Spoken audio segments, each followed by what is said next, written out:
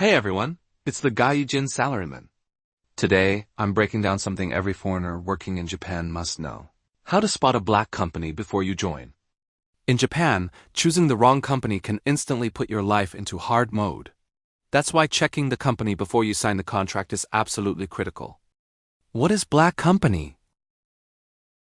A black company refers to a workplace that exploits employees through unethical, unhealthy, or illegal labor practices. The term became popular in the 2000s when young workers started exposing harsh working conditions online. It doesn't mean the company is literally black. It means the company operates in the dark side of business culture. The most difficult part is that a black company doesn't look black from the outside. It looks white and clean, so it's very important to spot the signs before joining.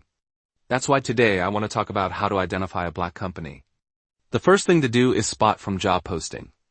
Usually posts look like this. High salary includes 60 hours of fixed overtime. No experience needed. Beware. This post is already showing the red flag, and I explain why. Typical Japanese job postings often include terms you must understand. Nenshu means annual income.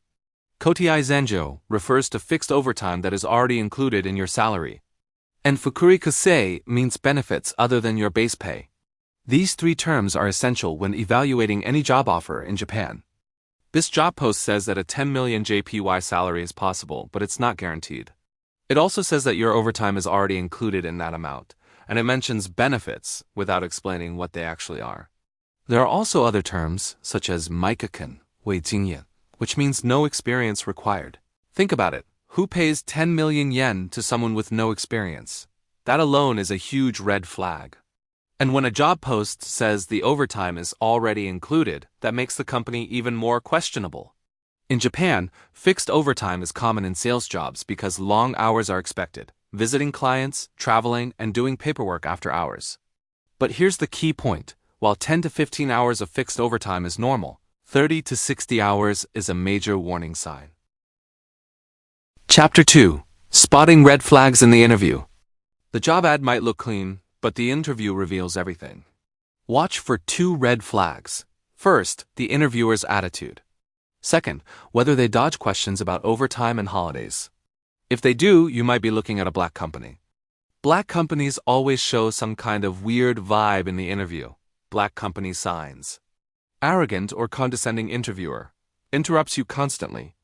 Avoids answering questions clearly, hasn't read your resume properly. Looks exhausted, meaning they're understaffed.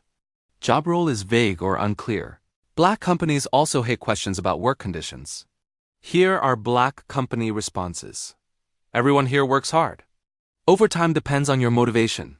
Busy seasons can't be helped. Days off depend on the project. So don't forget to check these signs before joining a company. If you can't find the information, ask your recruiter. Good recruiters won't risk their reputation by sending you to sketchy companies. They'll tell you the truth. Hey, hold on, it's not over yet. You've done 80% of the work. Checked the job post, check red flags in the interview, talk to the recruiter, but don't rush in. There's one last thing you need to check before you say yes.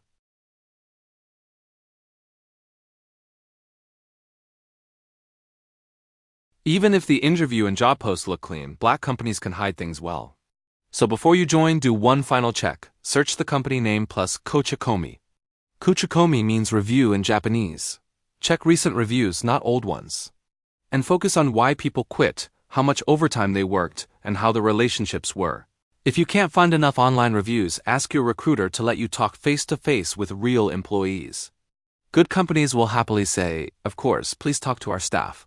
But if they refuse, that's a red flag. If you still can't get honest answers from current employees, check LinkedIn and message former employees. Current staff can't always speak freely, but former employees can. They left for a reason. Reaching out on LinkedIn is surprisingly effective. Not everyone will reply, but even one honest message can give you valuable insight. There are many great companies in Japan, but you need the skill to spot the bad ones. Hope you enjoyed this video. In the next one, I'll show you what to do if you still end up in a black company, even after doing all your research. Thank you. ありがとうございました。